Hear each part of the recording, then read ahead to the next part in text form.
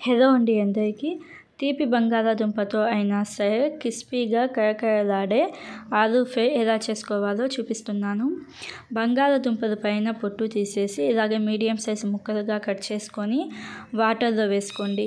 అదే వాటర్లో 1 spoon salt వేసుకొని ఒకసారి కలుపుకొని 2 నిమిషాల పాటు సాల్ట్ వాటర్లో ఈ ఆలూ ముక్కలను మనం నానబెట్టుకోవాలి.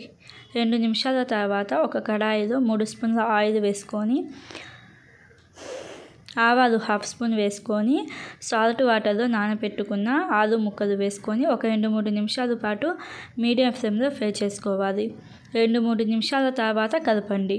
మనం ఆలూ వేసిన వెంటనే కలపకూడదు. ఇలాగే 2-3 నిమిషాల తర్వాత ఒకసారి బాగా కలుపుకొని సాల్ట్ 1/2 స్పూన్ అలాగే పసుపు 1/2 స్పూన్ వేసుకొని మీడియం ఫ్లేమ్లోనే కుక్ చేసుకోవాలి. ఇలాగా మనకి ఆలూ అనేది కొంచెం క్రిస్పీగా అయ్యేదాకా మీడియం ఫ్లేమ్లోనే ఫ్రై చేసుకోవాలి. ఆలూ కొంచెం క్రిస్పీగా అయిన తర్వాత అప్పుడు మంట కొంచెం తగ్గించి మనకి ఆలూ అనేది ఉడికేదాకా ఫ్రై చేసుకోవాలి. ఆలూ ఉడికిన తర్వాత గరం మసాలా ఒక 1/2 స్పూన్, జీలకర్ర పొడి 1/2 స్పూన్, రెడ్ చిల్లీ 1 స్పూన్ అలాగే సన్నగా కట్ చేసిన కొంచెం కొత్తిమీర వేసుకొని బాగా కలపండి.